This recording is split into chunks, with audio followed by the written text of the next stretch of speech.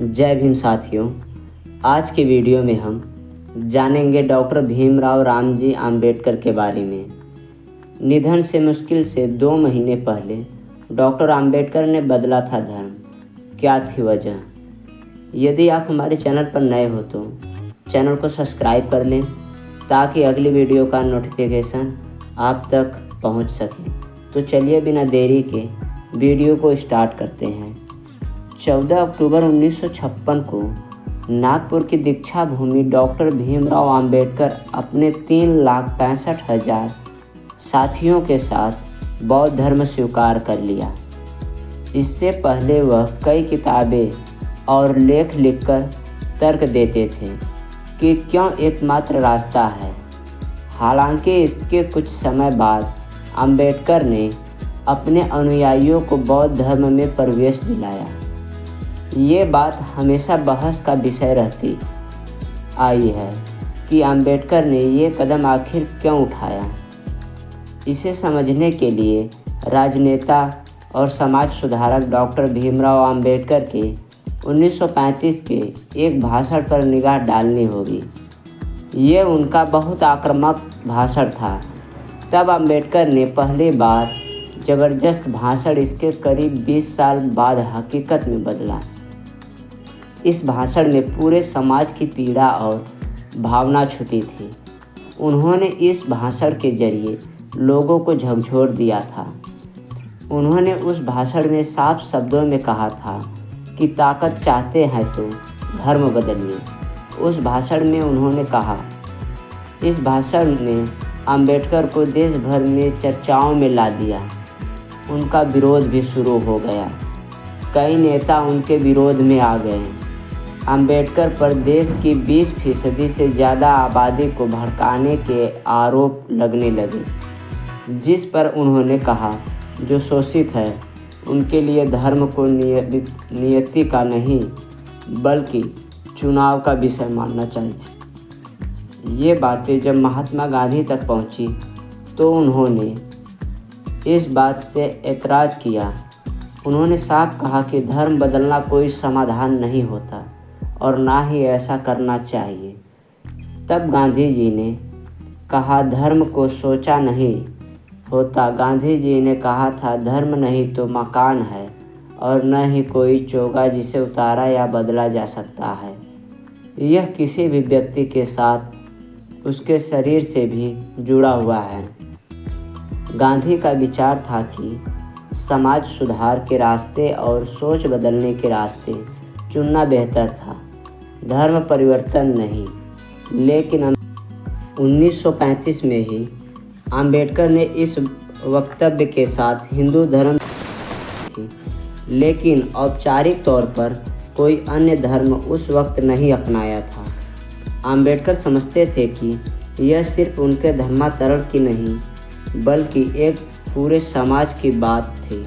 इसलिए उन्होंने सभी धर्मों के इतिहास को समझने और कई लेख लिखकर शोषित समाज को जागृत व आंदोलित करने का इरादा किया। साल 1940 में अपने अध्ययन के आधार पर आम्बेडकर ने द अनटचेबल्स में लिखा कि भारत में जिन्हें अछूत कहा जाता है वो मूल रूप से बौद्ध धर्म के अनुयायी थे। ब्राह्मणों ने इसे कारण उनसे नफरत पाली। इस थ्योरी के बाद आम्बेडकर ने 1944 में मद्रास में एक भाषण में कहा और साबित किया कि बौद्ध धर्म सबसे ज़्यादा वैज्ञानिक और तर्क आधारित धर्म है। कुल मिलाकर बौद्ध धर्म के प्रति आम्बेडकर का झुकाव और विश्वास बढ़ता रहा। आज़ादी के बाद संविधान सभा के प्रमुख बनने के बाद बौद्ध धर्म से जुड़े चिन्ह आम्बेडकर ने ही चुने थे। 14 अक्टूबर 1956 को नागपुर स्थित दीक्षा भूमि में आम्बेडकर ने विधिवत बौद्ध धर्म स्वीकार किया। इसी दिन महाराष्ट्र के चंद्रपुर में आम्बेडकर ने सामूहिक धर्म परिवर्तन का एक कार्यक्रम भी किया और अपने अनुयायियों को 22 शपथ दिलवाई। जिनका सार था कि बौद्ध धर्म अपनाने के बाद किसी हिंदू देवी देवता और उनकी पूजा में विश्वास नहीं किया जाएगा, हिंदू धर्म के कर्म कांड नहीं होंगे और ब्राह्मणों से किसी किस्म की कोई पूजा अर्चना नहीं करवाई जाएगी। इसके अलावा समानता और नैतिकता को अपनाने संबंधी कस्में भी थीं। आम्बेडकर के धर्म परिवर्तन को असल में दलित बौद्ध आंदोलन के नाम से इतिहास में दर्ज किया गया, जिसके मुताबिक आम्बेडकर के रास्ते पर लाखों लोग हिंदू धर्म छोड़कर बौद्ध धर्म बने थे। हालांकि इस धर्म बदलाव की घटना के मुश्किल से 2 माह बाद ही उनका निधन हो गया। उनकी मृत्यु के बाद यह आंदोलन धीमा पड़ता चला गया।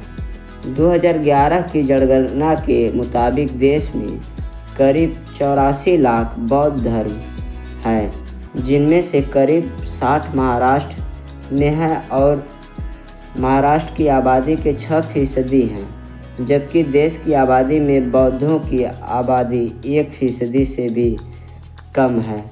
आम्बेडकर ने फिर ताउम्र बौद्ध धर्म की शिक्षाओं का पालन किया। वो चाहते थे कि देश से ऊंच नीच और छुआछूत खत्म हो जाए।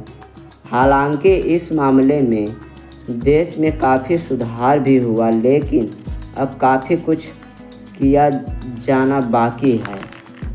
आम्बेडकर 1948 से मधुमेह से पीड़ित थे।